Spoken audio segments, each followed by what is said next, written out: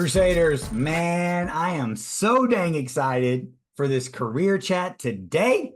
Oh man, we get to talk to yet another Crusader that is doing the dang thing, man. And I'm excited for him to share his story with you. He came to Crew Coach with quite a bit of experience. Excited for him to share this inspiring journey, man. So much respect for this guy. Welcome, Erik Strand. Dude, so good to see you, man. I see that you're out on the road right now. Likewise. Thank you, man. Tell people who you are, what do you do, and yeah, what are you currently on right now? Hey, so I am Erik Strand. I am a laser pyro and SFX technician. Currently just started my second tour with the EDM producer named Kygo.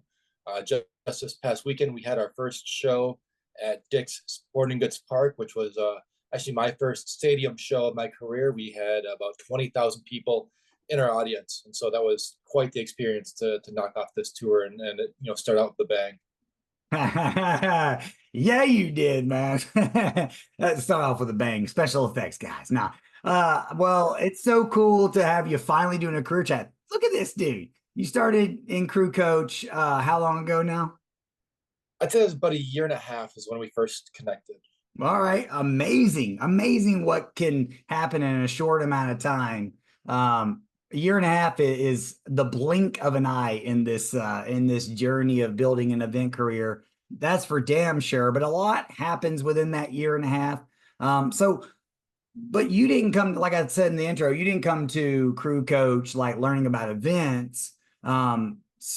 What was your experience prior to Crew Coach? What were you doing? Where were you from? That type of thing. And why events in the first place? I want you to kind of go back a little ways and like what got you involved in events in the first place? Sure. So to step back, we got to really step back. My career actually started about 20 years ago. I joined the Air Force because I just wanted to get away out of my little hometown. I was working in a window factory. And, that was about 2004. So global politics were quite different at that time. I joined the Air Force to travel the world and get a lot of experience. Ended up being stationed in Shreveport, Louisiana, and I never traveled. I never got that experience I was looking for of traveling around the world. And I did electronics work on B-52 bombers. Wow. So in the military, I got in, I did my time, and I got right back out. It's more like a day job or camouflage too. I never deployed. I didn't do the things I had kind of looked forward to. And, in hindsight, it worked out. I heard the desert overseas is not too much fun. And I'm getting to travel the world in other ways now. When I got out of the Air Force, I didn't have any interest on working on airplanes again. And I had the new GI Bill, which was basically a golden ticket to go to school anywhere you wanted. And late at night, I found this crazy school called Full Sail University. And basically I could get my benefits would pay me to go to school at Full Sail. And actually, when I went to Full Sail, I was going to be in the music business program. I went on the tour. They kind of introduced you to different classrooms. And hey, here we study copyright law, and here we talk about performer contracts. And it wasn't really that interesting, if I'm that honest with you. After the day of tours, we go in and there's like a big presentation, and the president gets you all really hyped up, and it's a big concert hall. And afterwards, I say, hey, if you're interested in learning how we put this together, stick around for the show production course. And the rest is history. I stayed after. I said, yep, this is what I want to do. So wait, went back home. Before you continue on, I have a question though. When you saw Full Sail as an option on the internet, I mean, you were working on B-52s. Why not go towards the airline industry or working on planes again? I mean, like why not use the skills that you had already built up from the military to kind of transition into the public sector, as opposed to like why Full Sail? You said you saw this crazy website Full Sail, but like what really about Full Sail? I mean, you never were you in the concerts? Is that why? Did you have like family that were push concerts or anything on you, like that type of thing? Why Full Sail about it attracted you? I just was not interested in ever working on airplanes again.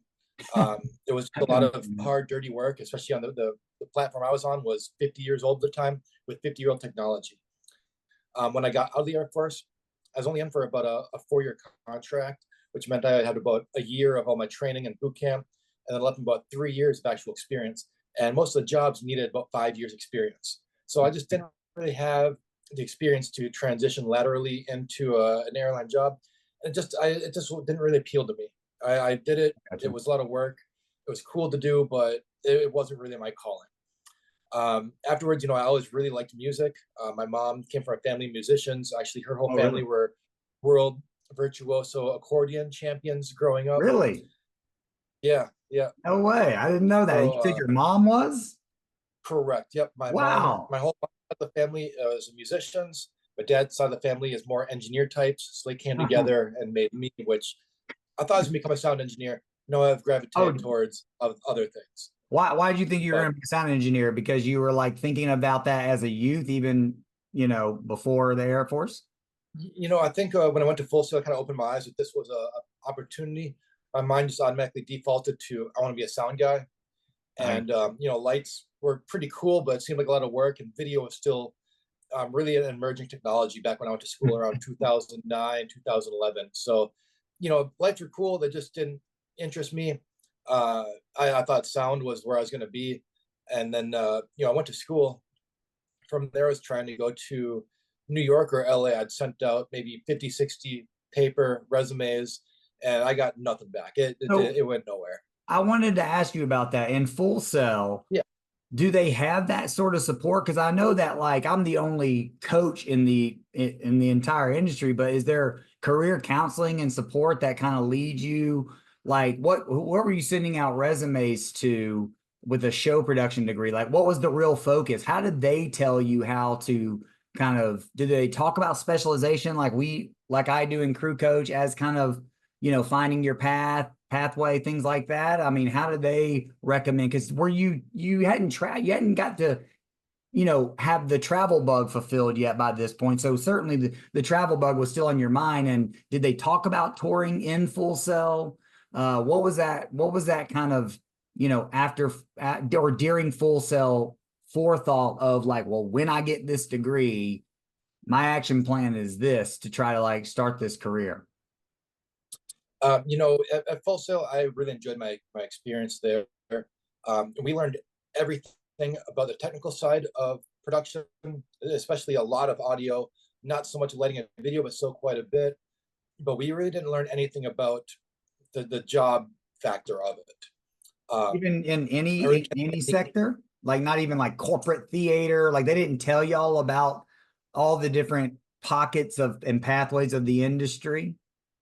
I mean, we were learned about all sorts of different avenues and different positions, and there's all sorts of careers out there. As for how to get them, there was no training on that. Okay. No training on how to make a production resume. I believe there was a list of a bunch of production companies that they kind of sent you. You kind of tell them, hey, I'm going Sure. to this area, and they print out a list of different production companies and kind of set you loose to contact them on your own. Okay, so And that was the that's way they told you to contact a list of right. production companies. Okay. Right. I want to say I had maybe a job offer or two. I think one was to go out with WWE wrestling.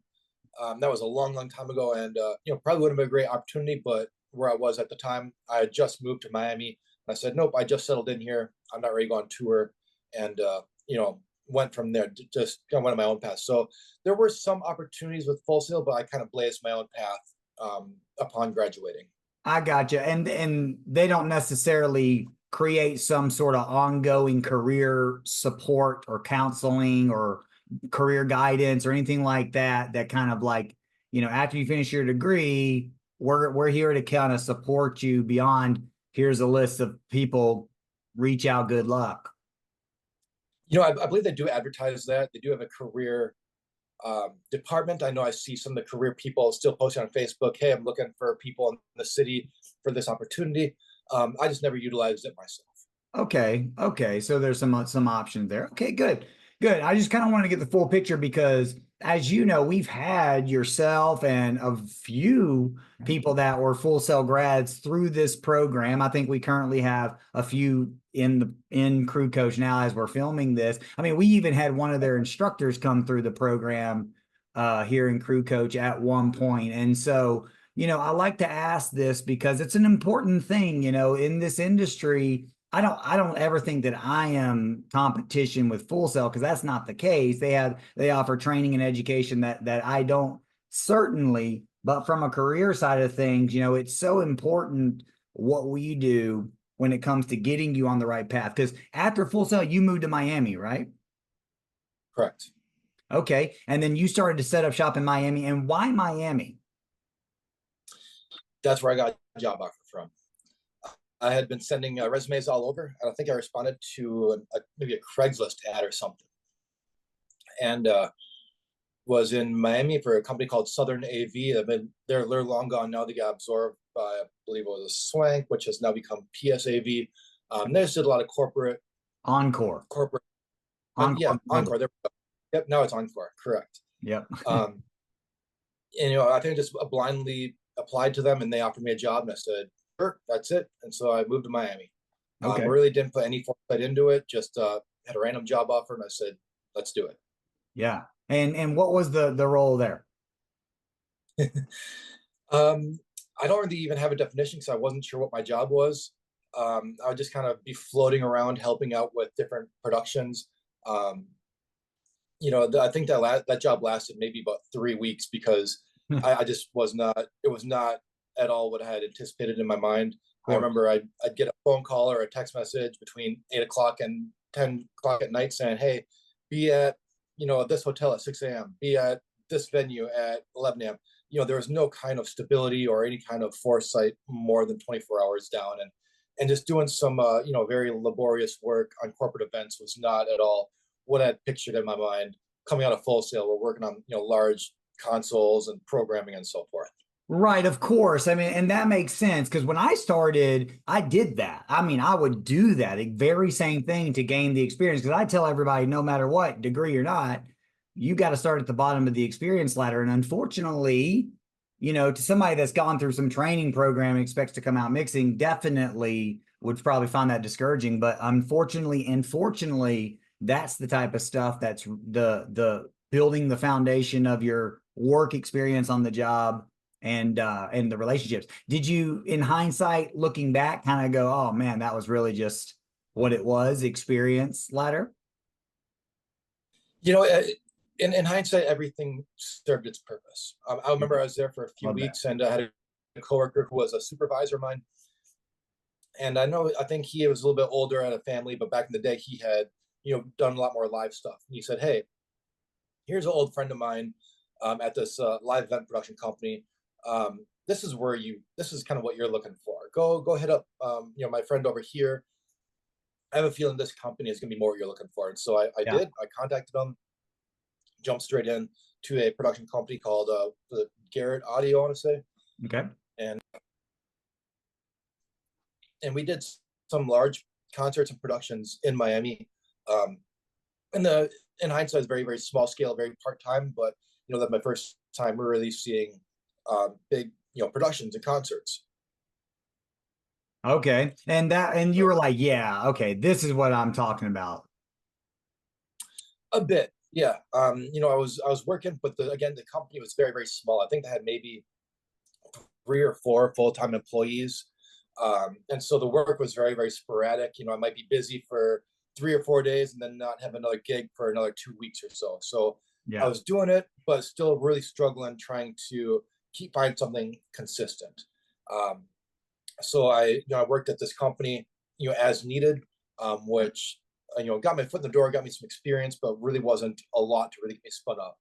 At the time, I actually moved to the heart of South Beach in Miami, having Hmm. never even visited before. When I moved to Miami, I moved straight to the middle of it. This would have been about 2011, I and love so at the time was just craziness in that area. That's when EDM was really, really blowing up big, and there'd be a line wrapped around the block to go see, DJ Tiesto or David Guetta or some of those really big names that were blowing up right about then.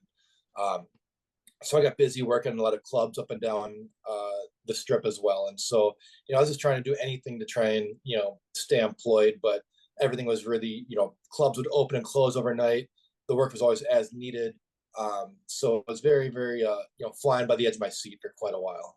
Right. I would imagine so. When did, or if your next phase brought some more regularity to your production schedule? At any point were you starting to specialize in any one pathway, or is it all just kind of like general helping stagehand type stuff? Did you or like, technician at all? About 2 years after I moved to Miami, um, I was eligible for some more education benefits through the military, and I went back to school. Okay. Not because I really wanted a new career change. To me, I saw it as, hey, this program pays me a little monthly stipend. I can just go to college for a little while until my music career takes off, and then it's all going to work out. I didn't really think twice about it, and so I enrolled in school. Now with the program I was in, it wasn't so easy. I could just go to school part-time casually. I was in it, and so I ended up going to school for 5 years and got two associate's degrees, and a bachelor's in electrical engineering. But if we back up a little bit, right when I started going to school, my career had started to take off as well. And so I remember I had been working with the company, and we did all the sound system maintenance at the South Beach nightclubs. And one day my boss hit me up. He said, "Hey, I've got a friend of mine, and we've been friends for many, many years. He's got a lighting company, and they're doing install at a nightclub, and they could use some help." And so he said, "It's not related to this company at all, but this is kind of as a friend, if you help this guy out, maybe it'll lead more opportunities. Who knows?" And so I went and helped install a large video wall at a large cabaret that was in Miami, and they kind of liked my work ethic, my attitude, and they brought me in to start doing some maintenance at this nightclub. And so I was learning a little bit about replacing the lamps and the fixtures, swapping out different moving lights. This club would run about 18 hours a day, so there's quite a bit of maintenance going on there. And the guy that was kind of training me, one day he got a phone call and up and left on tour with an EDM artist. My boss called me and said, "Hey, you're the only one that knows anything about this club. How do you feel about taking it under your wing and making it run?" And that's a great opportunity. I'd pop in a few days a week and do all sorts of maintenance on fixing these lights, video walls, whatever odds and ends would pop up. Different fixtures need to have maintenance and so forth. So I learned quite a bit. Eventually that contract ended with that nightclub, and then new clubs are always opening and closing, so it's very tumultuous industry trying to find something stable within there.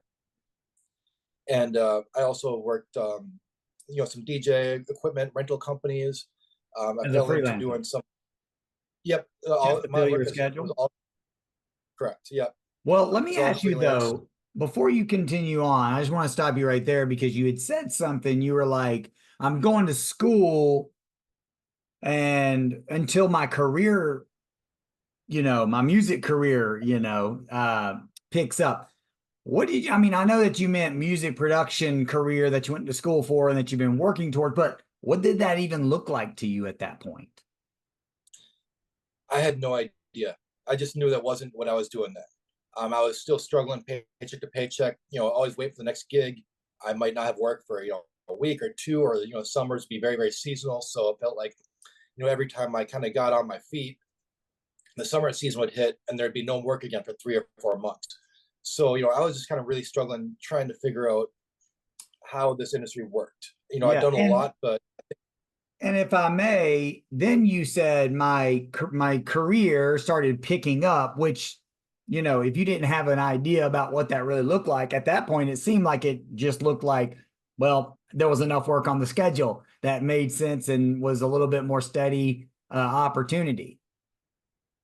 right. I had some steady work that got me a lot Yeah. of experience, but then because I was in school, I'd be in school Monday through Friday, and then Friday, Saturday, Sunday, I'd work nightclubs and events. And so I was always very limited as far as how involved I could be with these events.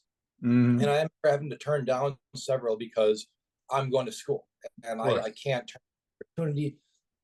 And I knew that I'd be kicking myself if I didn't take this opportunity when I had the option to. So I always knew I had the brakes on it a little bit, and also the right opportunity had not come along. I had some offers to be a resident VJ doing visuals at nightclubs and so forth. It would have been really cool, learned a lot, but I couldn't justify leaving behind school just to go work in nightclubs full time. And what did at this point, if, and I guess you said you answered it, you don't know, but was there ever a sense in your mind like, I want to do production, like big production or touring? Did you ever think touring by this point? I'd thought about it, and I had friends that were in it, but I didn't have the first clue of how they got on tour, how that worked. I heard it was, networking. You just, meet a DJ, and then maybe they'll need a lighting guy, and they'll bring you along, or something. It just kind of seemed like such a far off Yeah, fantasy that I didn't even entertain that idea. It sounded like at that'd be this a cool, point. but it just was not even on my forefront. So you're And freelancing, filling your schedule. What did you end up doing then? If you still didn't really have direction, but your schedule was filling up, which you were calling this music career, with random stuff, it sounds like random stuff. Mhm. But I will say some really good. It sounds to me that your journey, like which you kind of said it already, where you're like each step really kind of did end up complementing each other. Yeah, once when Yeah, you got into working in the industry, but it was still sporadic and erratic as far as direction. What did you do next?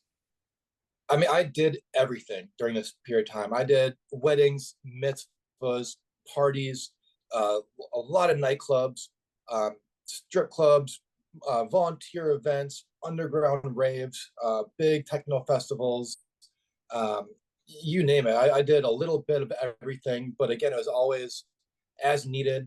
And then I always felt as a bit, um, I wasn't being pushed and challenged. I was, Yeah. in between, let's say a stagehand and technician, not an all-out Okay. technician, but Oh, doing okay. technician type work, hanging lights, setting up speakers and stuff. But general, Several events, running sound for very, very small cover bands and so forth. yeah. Being Miami, it's a lot of DJs, so a lot Mm, of parties, a lot of nightclubs. There's really not I much understand. of a music scene there except for Latin, and I don't speak Spanish, so I never really got into that scene there.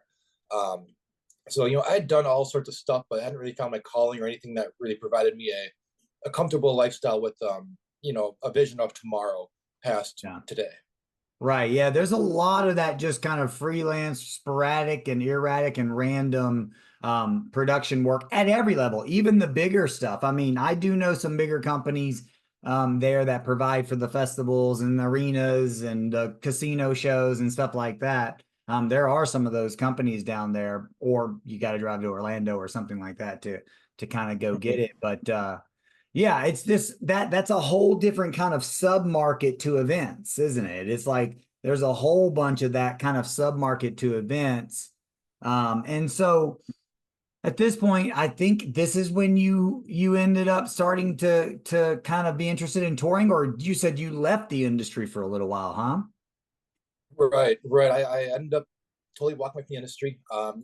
Throughout this time, had been rather stressful, and especially working in a lot of nightclubs. Nightclubs are maybe not always ran by the most honest or savvy people. And so, oftentimes I felt like the hardest part of my job was getting paid. Yeah, I was going My to ask you about because yeah, your paycheck is late or it's not coming. Maybe the venue closed. Maybe the owners ran off to South America with everyone's money. I mean, I can just tell you stories all day long yeah, of just crazy. dishonesty. Job. Yeah, yeah. There's just even sometimes people be have good intentions, but just with the nature of these small scale events, a lot of stuff is word of mouth. Yep, Um, it was very, very challenging. yep. And then back in, let's say I graduated December 2018. Um, and at this time, I was pretty much done with the industry. I was getting my degree in electrical engineering. I've been going to job fairs. I interviewed with Northrop Grumman and some defense contractors because I know I had a military and an engineering background. And I was going to LinkedIn events, getting professional photos, and I was going to go into this corporate thing and move on from this music thing that never was fun but never provided me any kind of comfortable lifestyle or stability. And I decided to hold off just a little bit and go do some production, one more production that this guy had been hyping me out for quite a while. We are going to go to the Bahamas for a month of spring break parties. Okay. Essentially, we go down there for a week of setup, followed by 3 weeks of all the spring breakers coming to a resort. And, there's all sorts of concerts on the beach and parties. And, it's going to be a really, really good time. And at this point, I'd done several events with this guy that had not been paid yet. And I was kind of at my wit's end because I had my own bills coming up. And I had a promise that there would be a paycheck waiting for me when I got to this island, which was, in another country. When we got there, the stories kind of changed, and he just kind of shrugged his shoulders and said, "Oh, it's actually this guy. It's got your money." And it all became a bunch of finger pointing. And I said, "You know what? I'm done. I can't do this anymore. I'm literally stuck in another country, in a third world nation. My rent is due in a few days. I've got an empty bank account. I have no idea when or if I'm even getting paid for my work I've done. I can't do this anymore." Hmm. And I basically told my boss I need to be on the first boat or plane back to America, and that's it. And so I walked away. It was pretty low point in my life. Excuse me, one sec. Excuse me. So I had seen some online stuff about some e-commerce reselling electronics, and I scraped up a little bit of money. I put some belongings in the pawn shop for a little bit more money, and I basically went all in as if my life depended on it, because it did. I had no other ways of making an income, nor did I really have any jobs coming up. And here it was going to be, mid March, come April, May, there's no more work because the summer season is coming anyways. So, I was kind of in a rock and a hard place. And I got into some e-commerce stuff, and it took off. It was a really kind of good time for this industry, and that brought some stability to my life. And again, as we mentioned before, everything kind of fell into place when it needed to for a reason. Mm-hmm. What happened in 2020, COVID hit, which wiped out the production anyways. So even if I had a job, it would have been wiped out. And so the universe presented me this way to generate an income for the next few years. Yeah. And basically wait out this COVID thing that was going on, until the industry came. Yeah. So at that time, I was done. I told my friends, I'm never going to work production again. Why would I ever work an event if I can work a few hours online and make more money than working 12 or 15 hours doing hard backbreaking labor? Like, cool, I get some cool pictures doing this, but this isn't worth it. Like, I'm never ever gonna get a job again. I will never work for anyone again. I was just so done. And I said, I've got my business pays my bills, but I started getting my toes wet working, maybe 2 or 3 events a month, maybe a little bit of nightclub. So wait a minute. You're doing this, the pandemic hits, right? And you make it through this whole period, but something roped you back in. You're like, you casually breezed over it. You were like, oh, then I started to do like an event or two or whatever. That's a decision, man. Because I've been on that same decision line where I'm going back into events after a hiatus, it ends up being a mental health hiatus, because the event industry can be like that.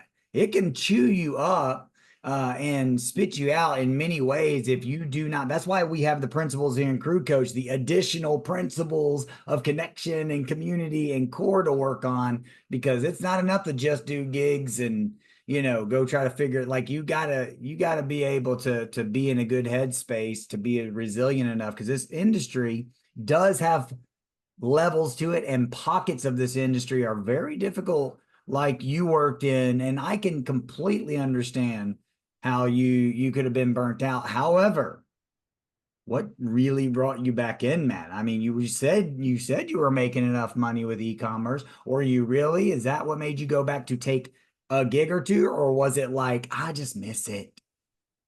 Yeah, that's what it was. I was making really really good money with e-commerce, but it didn't really fulfill my passion. It was moving numbers around online. It's cool. It's just numbers. It does not fulfill me. It's I'm good at it, but it didn't really fulfill a passion. And then as the events industry started to come back to life, I had a lot of old friends and contacts started to reach out to me.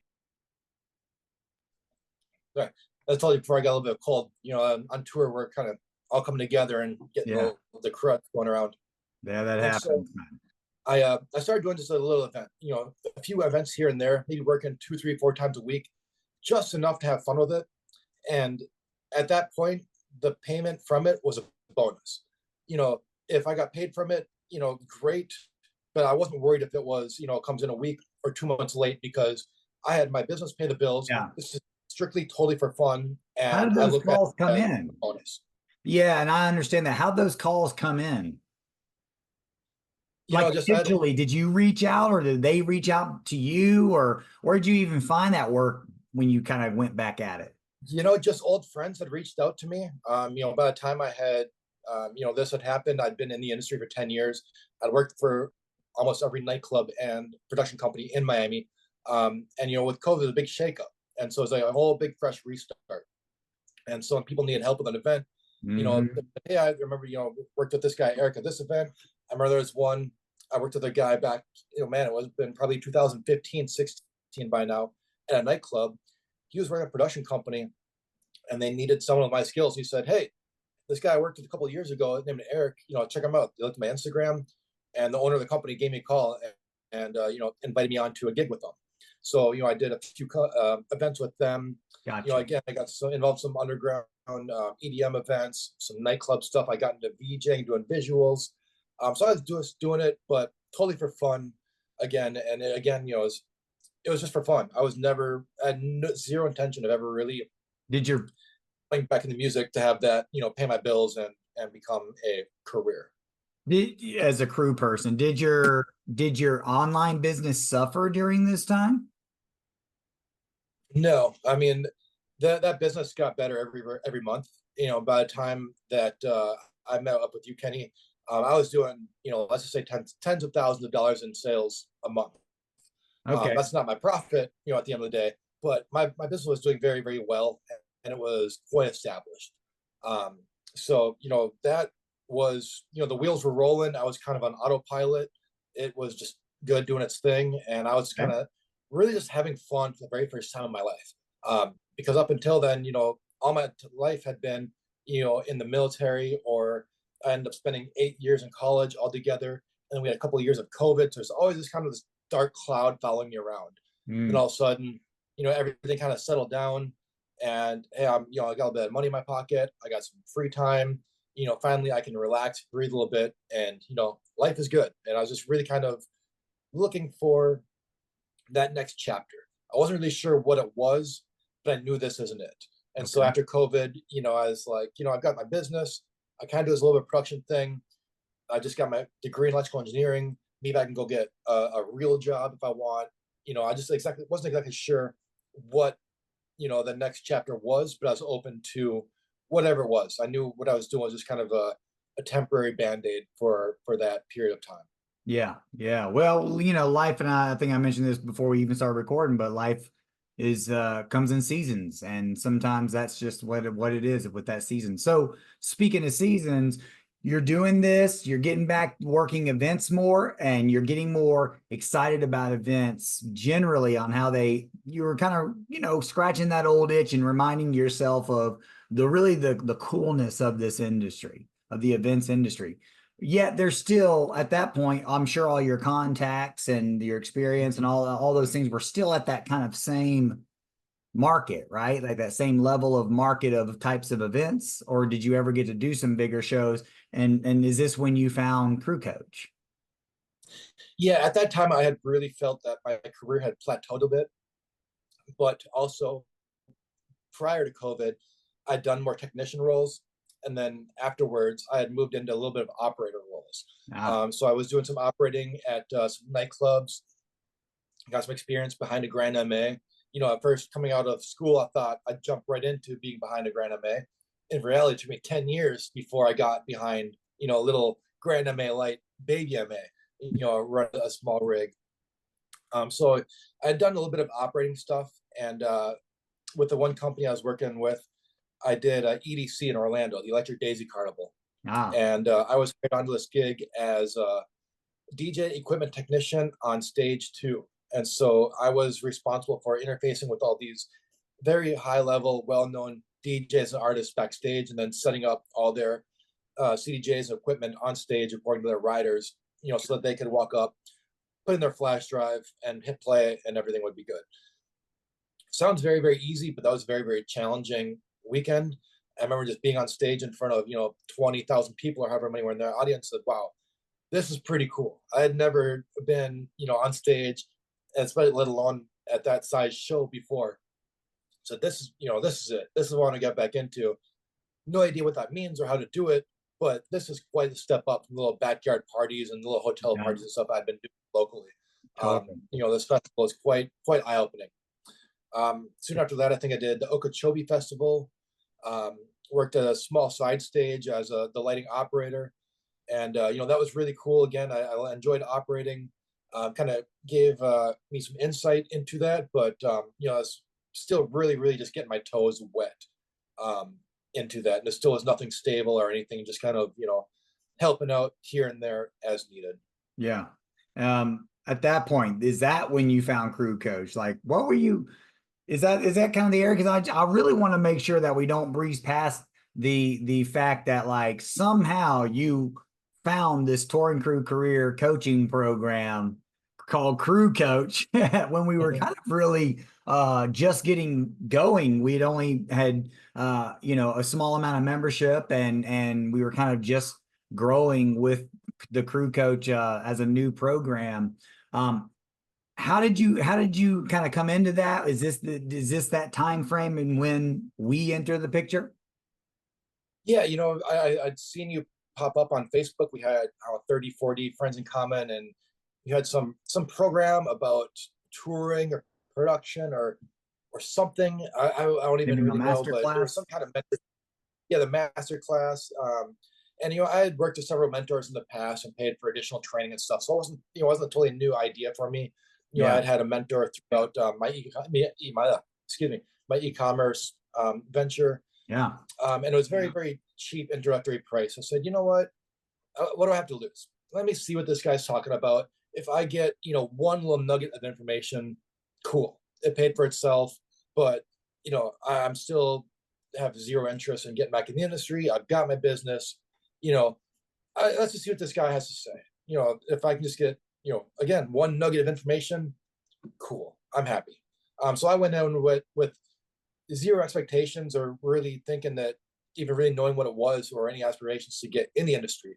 I remember, our first chats, and I told you, like, I'm done with this industry, dude. I was just curious, how, I've got some, weird issues at work. I've got a late paycheck. How can I deal with this? Um, but, I remember telling you, like, I'm done. I'm never coming back to the industry. This is just some little part-time stuff I do on the side. And, that's it. yeah. And then here comes this passionate, enthusiastic, crazy career coach talking about how cool that this industry is and the levels at which it is, and that there is a lot to be had here, right? And a lot more to make of it. And so by the end, I guess the master class, and then we were, talking at the end of the master class that you were in, you immediately joined Crew Coach. You come on to the coaching session. The coaching sessions were a little bit different back then, and we had a lot more. I guess you guys would probably. I think back then y'all put the questions in the question sheet we used to have, Right. Yep. right? And so, but still though, you joined, even though the price was low, a touring crew career coaching program, promising to help bridge the gap between where you're at to getting on tour. So there was still something there. I kept asking you, I was like, well, then what are you doing here? You're doing this for a reason. Right. And I didn't know what the answer was myself. I was there. It was interesting. How did we And, coach it out I of you? worked at home. I think you get really hammered into me that my experience, there's more to the industry than what I had seen and experienced. And you told me that there are, really high level professional careers out there. Up until then, I'd just been really spinning my wheels for, more than a decade, living paycheck to paycheck, never really having any kind of stability in my life, just flying by the edge of my seat all the time. And that's, brings the whole experience I had seen. Every time I'd start get on my feet, a venue would close down or the summer season would hit or something. And that, I'd given up, and you had just really, hammered into me that no, there's more to it out there. There's, bigger and better companies. There's these touring careers. There's, there's actual careers in this industry, which is something until then I'd never really seen. I'd seen a whole bunch of freelancers and people, they all work at several companies, but I knew very few people that actually had a career in the industry at that time. Yeah, I remember that. Makes that's a great insight, because there are honest people in this industry. There are Yeah, good, hardworking, honest, creative people that passionately love events and the community around events. The ones that you'll see in the PLSN magazines and the front of house magazines, the professionalism. Like, there is this whole other world to events. Like, there's a bunch of micro sub markets in the event business that, hey, sure, it's good to get some good foundational experience, but there is a ladder to this. And there yeah, are companies that work on the topper end of this ladder with some real high-end professional clientele and productions and technology. And like, you don't worry about things like getting your paycheck and stuff. Like, uh, you don't have to go chasing it, and you get to really kind of use parts of yourself that you haven't got to use. I mean, I really impress upon all of you guys to kind of like um start with the understanding that there is a different level to this, that you could be up for it.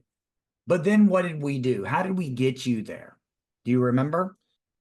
at that time there were just a whole bunch of factors coming together that the universe was telling me that my time in Miami was done. I just kind of gotten really, I wasn't really happy with the city anymore. It's just, Miami itself is just this kind of a crazy city. It's like a circus that never stops. And I knew it wasn't my permanent place. And at that time, my lease, my apartment was up. The cost of living had gone way, way up in the city I was living in. I'd gotten involved with Burning Man, and so part of me wanted to move out west to be closer to that, because I was working with that event. I was really just kind of open to something new, and I was kind of done with Miami. I felt like I'd plateaued. I worked all the clubs. I knew all the companies, and it was time for me to go off to do bigger and better things. And so, it would have been last year. I remember I left Miami in July, and you had convinced me to move to Las Vegas. And so I did. I took a little detour and I worked at Burning Man for 3 months before I actually got to Vegas. So Yeah, by the time I but got to before Vegas, you, but let me just yeah, stop you there. I know that there's a lot of interesting stuff that happened here, because this, from your end of it, you were Burning Man. I'll get to Vegas. I'll take this chunk. But for me as a coach, I was trying to get you there. We had yeah, also, I want to just kind of fill this gap so people know, but like, the way I coach you guys is to start to specialize so we can be more specific. And I never get you to wait to build the right relationships and to reach out. Right. So what did right. I get you to do? Didn't I got you to end up reaching out to companies in Vegas before you moved, even though you knew you were going to go back to Burning Man, which is, by the way, part of the freelance thing that you got to do was be the one of the electricians or head electrician on Burning Man, which is kind of cool. Right. And so you didn't want to pass up that opportunity, which is a huge gap. And most people would be like, well, I don't want to reach out this early. But I encouraged you to, didn't I? Yeah, yeah. I think it was actually within your group there was a job posted for a company called Image SFX. They're based out of Las Vegas, and in the year prior, I'd gotten involved with some a laser company in South Florida. Again, it was very, very small, part-time, as needed work. We did some, festivals, a few events here and there, but it got me just a tiny bit of experience and interest with lasers. Yeah. I remember we looked over my resume, and it was all over the place. I had electrical engineering experience, I had audio experience, I did VJ stuff, video. I was doing lighting technician, and I said, I'm a Swiss Army knife. I can do whatever I want. And you said, no, you can't do this. You need to specialize in the one thing. And so I really focused my resume to become a lighting technician. That's Just really right. disregarded all the stuff, and really tried to use a direction to paint a better, more clear picture of what I can do. And I remember, as I was getting ready to move out west, I reached out to this company, and I spoke to this gentleman on the phone, and he kind of said, hey, when you're in town in a few months, give me a call. We got a lot of stuff going on. We'd love to have you on our team. Let's chat then. I said, great. sounds good. And so I moved out west, thinking, hey, I got the job in the bag, everything is good, I'm set. And then I went to Burning Man for a few months and I worked out there. And then while I was, towards the tail end of it, started reaching out again. And I was having trouble getting hold of the guy I didn't been in contact with. Turns out he's actually on tour with Kiss at the time, which is really cool. I got to Vegas. I went, knocked on their door and introduced myself. And they said, oh, yeah, so-and-so, he was on tour. Probably I couldn't get a hold of him. So they gave me a little work. Yep. Go I ahead. just want to say, because during that time, that's the stuff that I coach you guys to do. Like it is all about that follow up, that persistence of follow up. I even suggested go stop by there, put a face to the name. Like this stuff is sometimes not easy to do. We get very timid behind our computer screens and our phones.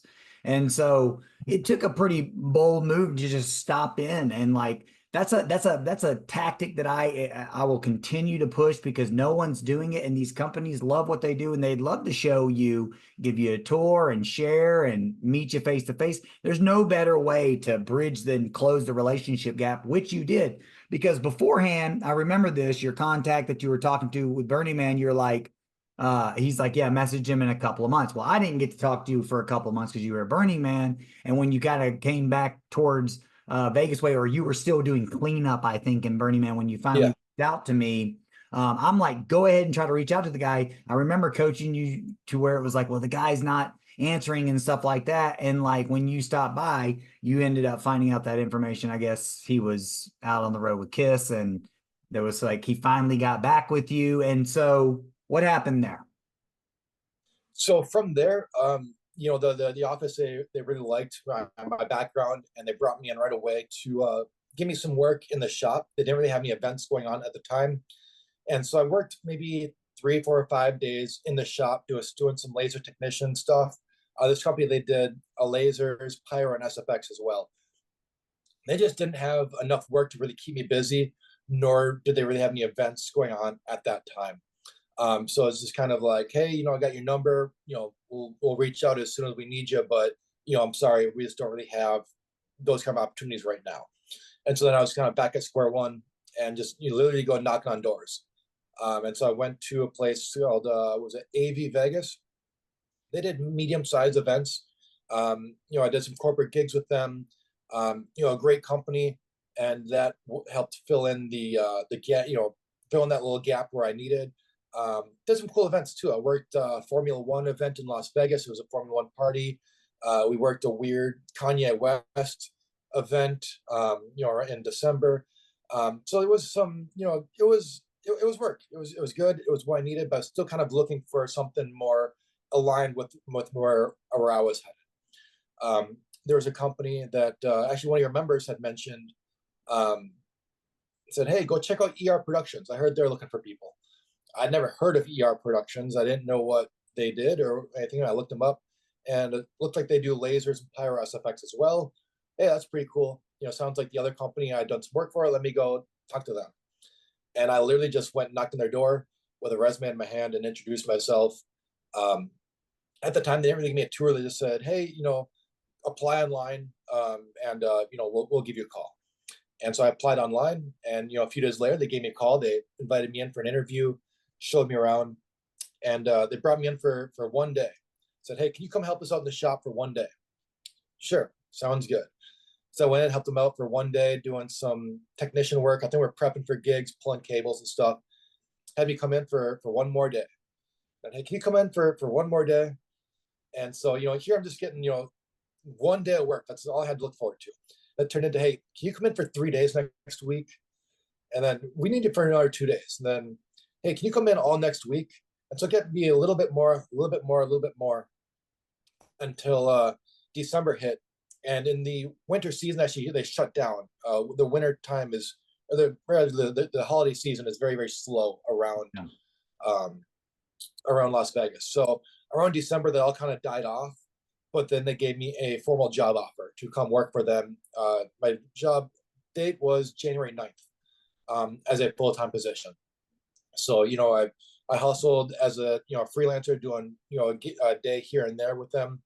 And then they brought me in for a full-time position that started just this past January. Okay. And so just to stop you there, so ER Productions, you weren't still doing things with AV Vegas or Image SFX at this point? Like you were mainly filling your schedule with ER Productions? Pretty much, yeah. That was, I arrived in Las Vegas. Yeah, arrived in Las Vegas in the middle of October. Let's say, the end of November is when everything really starts slowing down. So I only had, maybe 5, 6, 7 weeks altogether for all this to already kind of come together. Come December, I remember having about a month off of zero work.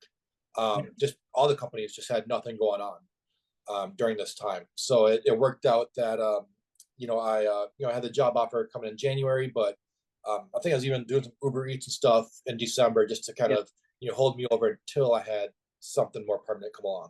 To that point, this is a good point actually. He just said I was doing whatever I needed to do to make sure that I could bridge the gap during the down season. I remember these coaching calls with you, Erik, because they were tough ones. You know, a lot of the things that you are contending with is instability and just that lack of being able to feel like I do this full time. And to the point to where like you at this point were second guessing even continuing on in the industry, weren't you? You were thinking about maybe Absolutely. going back to do something else, just something else. Yeah. I came to Las Vegas. I thought sure I could just go knock on someone's door, and with my experience, I would just walk right into a job. And it wasn't really that easy. And then the Christmas season came along right at the time when I needed it, to work the most. But yeah, I remember talking to you. It's like, man, I could start my e-commerce business again. Yep. This is right back where I started. I'm still chasing gigs, working as needed.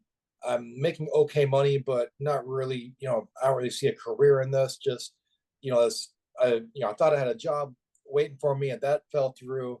Like, I'm like, man, I really don't know if this is going anywhere. I really had some major doubts at that time because I left everything that I built up over the past decade back in Miami. I closed my business. I basically got rid of most everything I owned. I gave away all my furniture, my bicycles I like to ride all the time.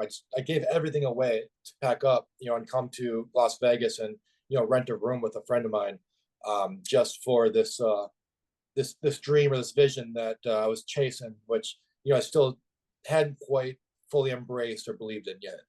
Right. There was a lot of coaching sessions, which I got to commend you. You showed up to most of the coaching sessions throughout this time, minus the couple months of Burning Man, focus. But like you kept getting coached all the time, and I got to give you a lot of respect for that. There was some times where, because I was on tour during a lot of this, and I remember, sometimes the coaching calls would just be me and you, but you needed them because much of and the reason why you're here on a career chat that's going to be now, in the education vault forever memorialized because it should be. There's much respect for somebody to be able to continue to stay in the game so they can carve out their place. Because I'm telling you, and I've told you, and of course you're now experiencing it, there is a level at which you're living your respect and your thing and you're full-time in this and you're really building a career. But I remember also at this point we still had yet to really narrow down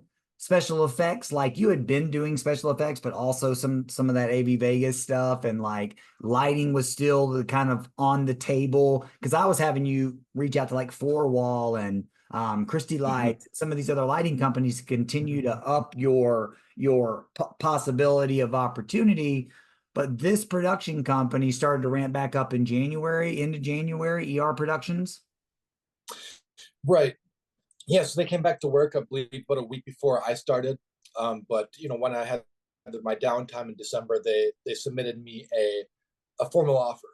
Actually, I remember right before then, my boss, who was the logistics manager, brought me in for an interview with the president to really kind of talk about, what am I looking for as far as a career, my Wow. background, and really just had an interview. And then from there, decided, yep, we want to bring this guy on the team. And actually, if we could take a sidestep, I remember actually talking about this with you. They offered me a job in the warehouse. And Yep. so, Thank you. this warehouse job, it would have been, they said, work in the warehouse for about a year. You work in the warehouse, maybe doing some driving stuff. And then in about a year or so, we'll transition you into a trainee role. We'll start going to work on events and, being trained in our specialized equipment.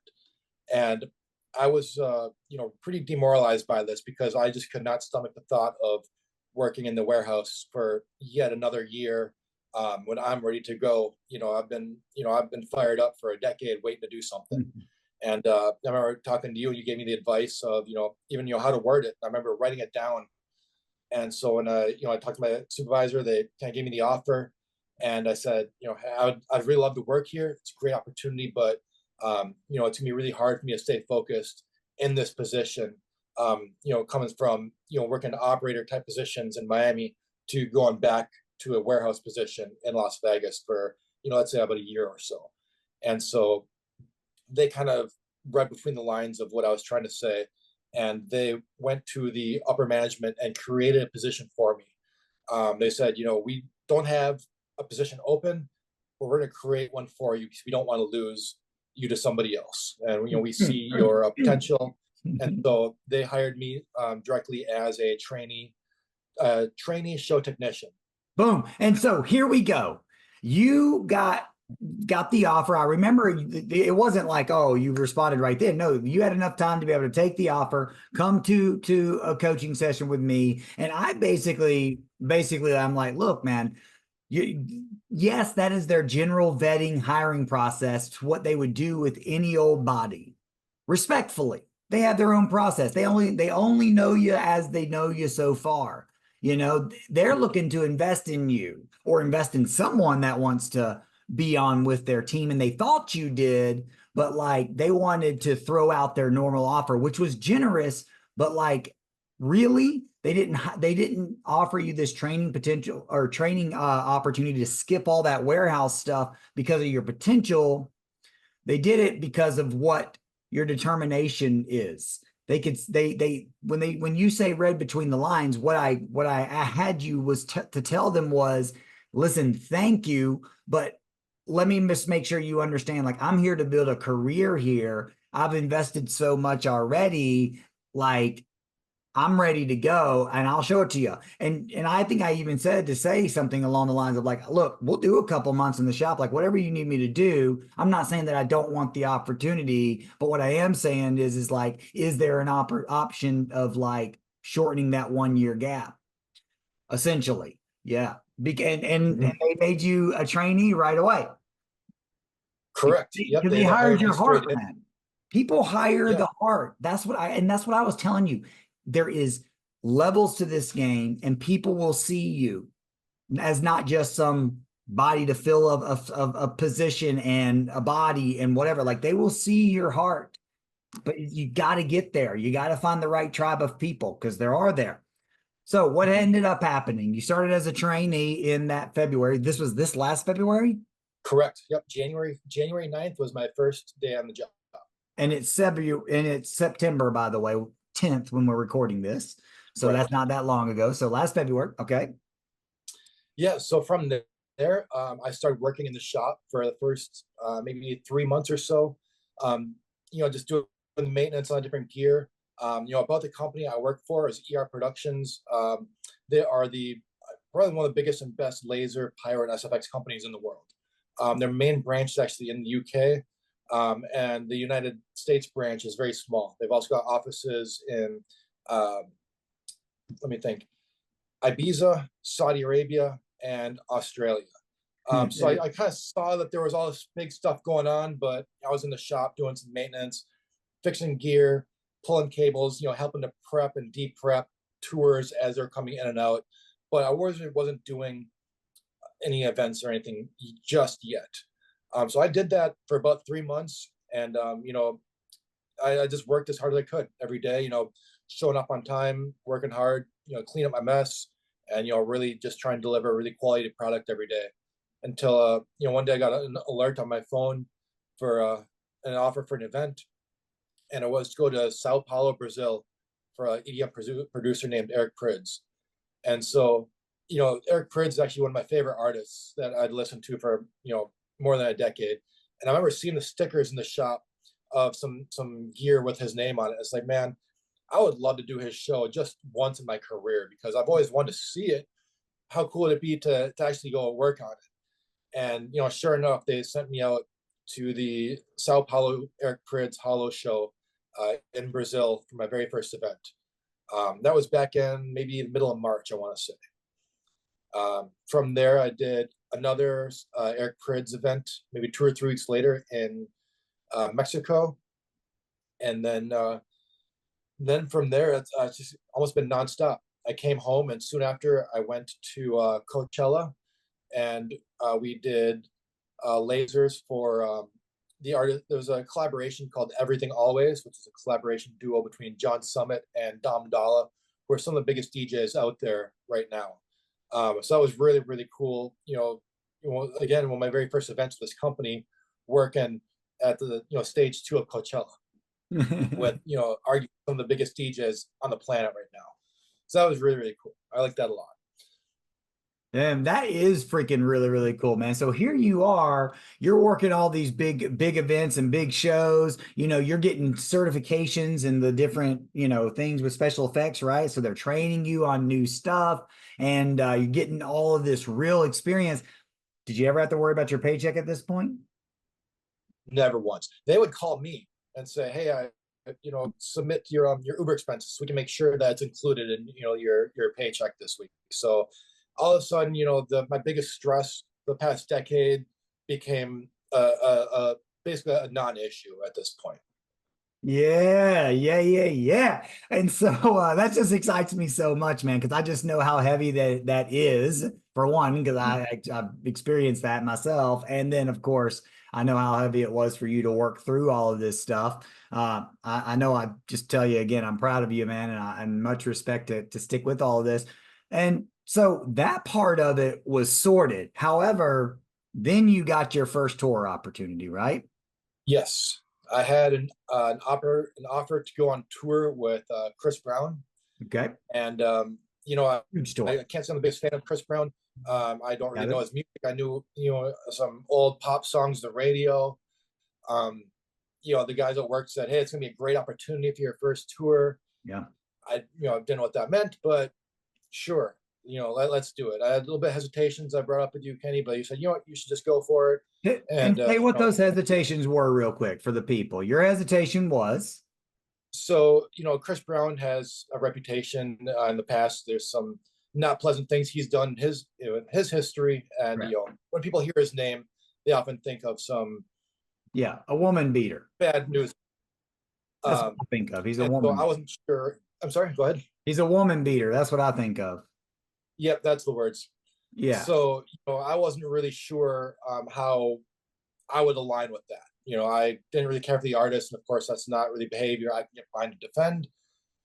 So I asked you what I should do, and you said just go ahead, anyways, because you're representing your company and yourself. This artist, we're not going to have any contact with each other, and just like you said, on one hand, he would be right next to me, but it's not like we're hanging out. I'm not getting a signature. Correct. We're not.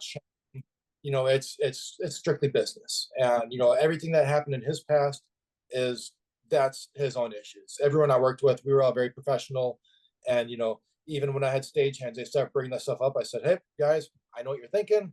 We're just not going to talk about that today. Anyways, I need you to grab these CO2 tanks over here, or whatever. Just change the subject really quick." So, yeah, it was a little bit of a talking point throughout the tour, but it was a non-issue really quick. And as an artist, I can really respect him because he's just an incredible artist and entertainer. Right. The man can sing and dance like no one else. And so I went on this tour, and it was, I'm still in awe a little bit when I look back at my pictures and videos of it, just because it was such a huge production. Pretty amazing production. So you went out as what role on your first tour? So my company, we provide the lasers, the pyro, and the SFX on this tour. And so I was essentially the new guy.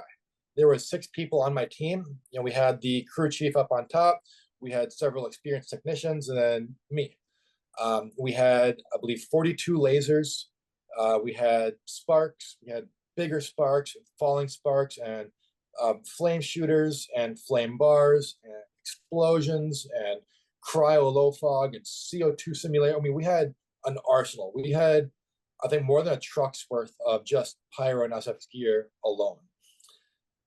So then, I Amazing. mean, it was just such a big production. It was a lot of work. That's for sure. A lot of really long days. But just the production was just so big. There were, Right. I think, 25 trucks worth of gear. There's 18 tour buses. Just the logistics is just mind blowing. There's That's 8 amazing. video walls, 3 sky tracks. The artists would fly across the screen. I believe 8 lifts built into the stage. I mean, I just go on and on about how big this Machine is. show. Yeah, and you realize when you're out on something like that, this was your first tour, you realize when you're out on something like that, like it's a big machine and there's a lot of moving parts, and it's not easy to keep things working together, keeping all the people working together and smoothly and cohesively, and getting information where it needs to go in correct manners, and keeping attitudes and stressors and pressers in check because of schedules, and on things have to be where they need to be on timing, and like it's a lot of moving parts and pieces to make just like, oh, happy go lucky every day. Like there's friction in a machine of that size, with all those different personalities floating around, right? I'm being Yeah, very conservative in my description here, because I coached you through many moments through this career, or through this, you know, season of your first tour and all of that stuff. What actually went on out there? First of all, let's get the easy one out of the way. How was bus life? First time on a tour bus. How was that for you? the buses were really, really cool. I was lucky that we had a really cool driver and one of the nicer buses, so that was a real treat. But I think just our load-ins and our work days were so long that we never really got to embrace bus life. It was just a place to sleep. Mhm. There were a few days that we had long days of travel, and those days we were just so wiped out that we just slept the whole time. So you get on the bus, you crawl in your bunk, you go to sleep, you wake up in a new city. How many people So are on your bus life, bus? Y'all had a full bus? Was it just the pyro team, or was it pyro and lighting, or who was on your bus? we had it was us pyro team, and then I believe 3 riggers. Oh, cool. So there was, I think, 9 people altogether on my bus. Not bad. And then being that we had the riggers with us, we were the very, very last ones to leave all the time. And so you Hmm. see the sound guys, the video guys, they're leaving 2 hours before we are, and they're already getting checked in their hotel before we've even left and stuff. But by the time riggers got on, I was usually sleeping anyways because we had a long day. So the bus was really cool. We had a nice one, but didn't really spend a lot of time hanging out in the bus, just because it was just more or less a place to sleep for us on that tour. And how are your days off for you on that tour? You give them some rest time basically, or did you get to sightsee at all any of the places? Um, yeah, we didn't really have any days off for the first 5 weeks or so. And I remember bringing this up with you because I was just so exhausted. Our stage was so big that we weren't able to build it in less than 2 days. And so for a month or so, all of our travel days would be traveling until, let's say, noon or 2 in the afternoon, get checked in your hotel, and then we go right back to work and work Oh, another 8 or 10 hours building the stage. Our days off were also a load in as well. So, we worked, I think, 35 or so days straight without any days off or time off at all. So that was quite grueling. yeah. Until we really kind of got, things got aligned. Then, we really got our I don't even know what we're looking for. The flow, the We were show really flow. improved. Yeah, we got our flow. Right. By the Yeah. time we were done, we could knock it all out in, 8 or 9 hours. So let But me ask you, which is a good chunk of load in time for sure. I mean, that's a heck of a loading time, but that's how it is. Like you try to like get your show flow going, and then you figure out how long it takes, and then you start trying to shave that time down, more efficient, which is kind of a fun part of the inner workings of the machine. But there's a lot of moving parts that you got to work with and work around. You can clearly see that there's a lot of attitudes and a lot of people that are trying to, it's like high school in a way sometimes out there on the road, isn't it? sometimes it's organized, sometimes it's not, depending on who the production manager is. It's very much so a top down when it comes to things being chaotic or not. Did you guys have the same crew? Did all of your crew last, or did anybody get let go along the way for any reasons, or fired, Uh, or quit, or? well, let's say it was a very high turnover tour. There were new faces almost every day, it seemed, within all the departments. We had lost a girl on our team. She was a really good worker, had the right heart in it, but there were some differences between her and the crew chief, and I think she had some passport issues. And so when we went to Canada, she was swapped out with another person. They just said, don't worry about coming back out with us. We've got Mhm. our replacement. So you really kind of see that there's a big social aspect of this tour life as well. Mhm. You need to get along with everybody and play the game, for lack of better words, because if it's not a well-running unit, they're going to pull off the sticking points. And it happened with our team. We lost one person. There were several other people I saw get upset. There's lots of yelling and screaming. I remember I mentioned to you one day during load in, there were some tensions and some carpenters ended up fist fighting each other. They ended up getting sent home. So just because the workload is so heavy on this one, I think people were really, really stressed out. And so, I kind of got the idea that this touring thing could be fun, but even the old timers, guys that were telling me stories of when they were out with Motley Crue back in '85, they're telling me, don't base everything you think about touring on this tour. That's right. This one is a bit of an outlier. It's extremely difficult with a lot of unique challenges. Go for another one before you really kind of decide whether it's something you want to pursue or not. So And that's what it I was told really, you as well on those coaching calls, was like, yeah. you have to handle you during these, because you ain't going to change the other people and all that. Like, you just got to take care of your own wellness and get you right as much as you can and lean into the other pillars, because sometimes tours are like this. But like, for every tour like this, there's more good ones. So what happened with the Chris Brown tour? You ended up what? Towards the last month or so, it really kind of fell into place, and it became a bit enjoyable. Granted, it Nice. was still a lot of hard work, but sometimes you take a step back and you see, an arena full of people. We sold out 36 shows. Every single show is sold out, Amazing. and once the kind of stress of putting all the fires is under control, you can kind of take a step back and really see what you're doing and kind of enjoy it for what it is. And then at that Yeah. time, we're kind of getting to get closer as a team. Yeah. We're getting some time off, so I'm getting to explore some cool cities. I remember I went to Atlanta. I think I went to Seattle and Canada. Got to explore a bit. Texas, I had some fun in Austin.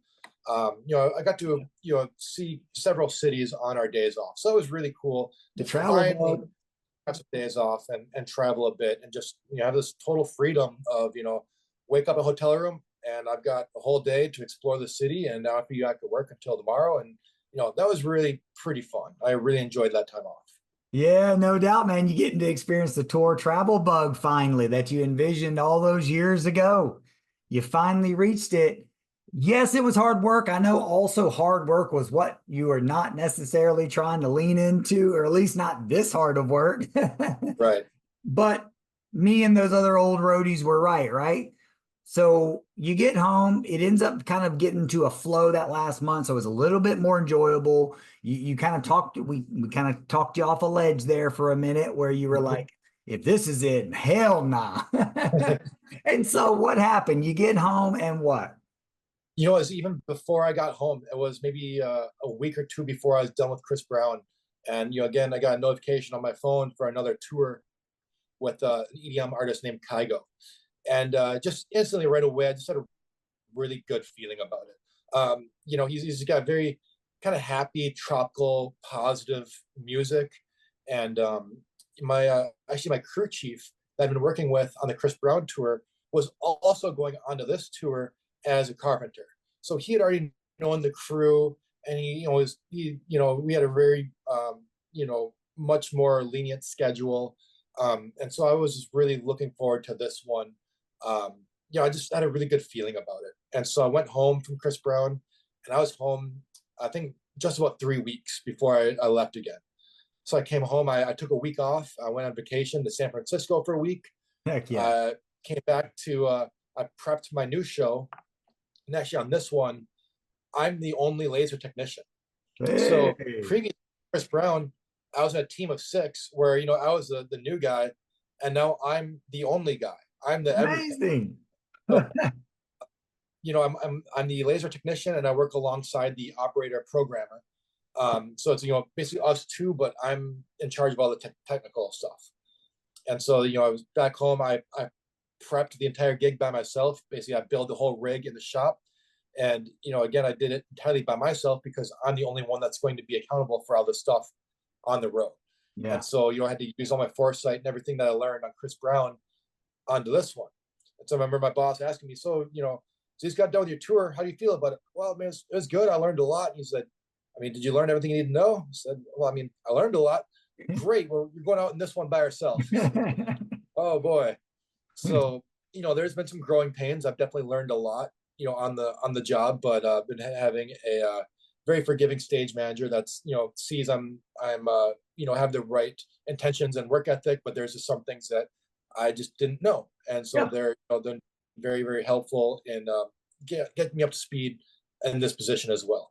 We had, I think, a week of rehearsals in Colorado. And then we just had our first show this past weekend in Denver at the Dick's Sporting Goods, not arena, stadium. Dick's Sporting Goods Park, but it is a stadium. Yep. And so that was amazing. I've got some pictures to show you, in the group later, but yeah, working as the solo laser tech on this show for 20,000 people was just really quite amazing. And just as a huge production, everything went really well. And this tour could not be more different than my last one in every aspect. Just from the management styles, the type of crew, the people, the genre of music, just everything could not be more different in a good way. So it's this one, I'm telling my coworkers is sure it's been a lot of hard work and long days, but this feels like a vacation compared to my last one. That one really pushed me to my limits. man. But hey, just your limits, because here you are now stretching yourself in a whole different way with a lot more different responsibility, and it obviously shows that you've built up a lot more trust with this company in a big way. When does this tour end? How long does this one go that you're on? Because you're on it right now. Obviously, you're in your hotel right now. How long does this one go? That answer is currently an asterisk. We end, I want to say, October 21st or 23rd around. But then there's a second leg in Europe. Yeah. And so the artist has, I think, maybe a dozen or 15 dates in Europe. I'm not sure if they're going to bring me along for that, or maybe they're going to bring some of their UK guys. Again, we have an office that's in England. So, a lot of things are still up in the air, but I would really like to become more ingrained with this crew and this artist, just because I just really like the way they operate. It's just a really good crew. A lot of these guys have been with them for several years. And, just like when I went to work with Eric Prids, there's a guy in my shop that, that's his artist. When he has shows, he goes out with them because he knows that rig very well. And, my boss said, maybe I'll become the new Kygo guy. When Kygo has performances or shows, I'll be the one to work those because I already know the crew and, the equipment and the intricacies of that show. So I might be going to Europe. I might not. I'm not sure yet. Regardless, I'm going somewhere. If I don't go to Europe, I'm scheduled to go to Saudi Arabia in December for the Soundstorm Festival. Aye, okay. So, well, and that company is international like that, and so it's very easy for these people to get visas. So for you to be Kygo's next guy and just do the Europe run is just as easy as having one of their local guys or local techs do it, honestly. But it makes more sense for them as a company to send you. And the way to really solidify that gap is just really locking in that relationship and doing a great job out there now, making sure that production manager knows who you are. Because again, I always tell you, it's not a who you know, it's a who knows you business. And this is how you're getting known to that production manager, and which ultimately he'll have the say so of telling ER, like, I'd love it if you can just swing it, Because honestly, a UK visa or a Europe visa and all that stuff is nothing when they already have established company entities there. It's literally like just another employee for these companies.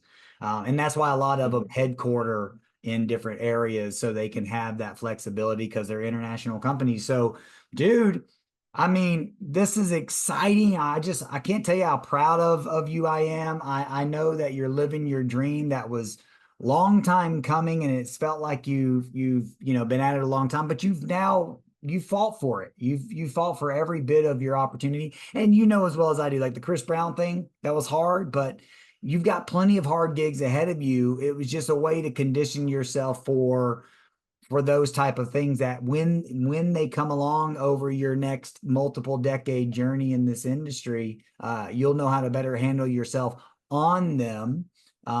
And like I said, man, I couldn't be prouder of you. Look at you out there on your second tour with potential of having your own thing. You haven't had to worry about a paycheck in a long time. Got the vacation in San Francisco, got the travel bug, been traveling all over the world, getting the creative responsibility and respect that you deserve in your astute position, and you getting companies respect, and you definitely got my respect in a big way.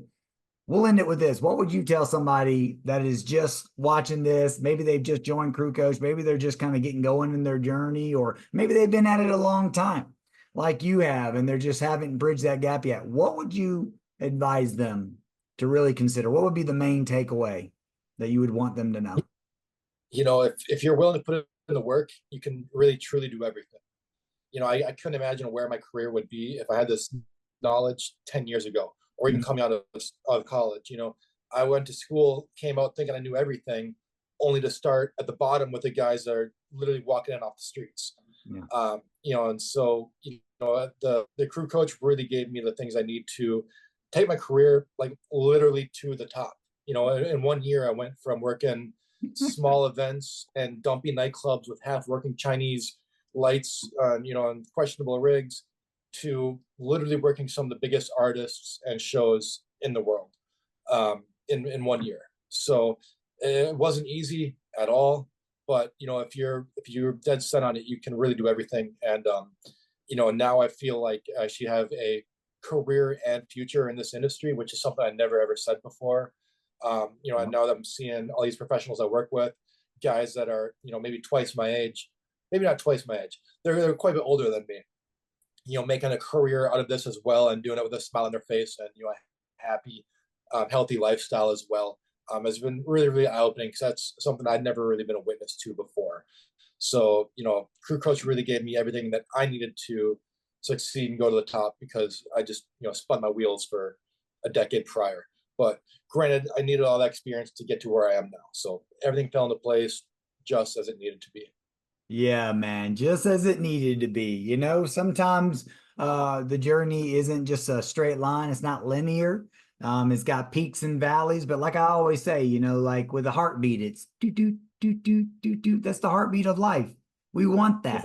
We don't want this the flat line easy way, because when it's flat line, you're dead, man. And I'll tell you, man, it's exciting stuff to have watched all of this that you're doing. And you've got so much to look forward to, man. I'm just so grateful we got to finally sit down and do this career chat, man. I appreciate the heck out of you, Erik. Thank you so much, man.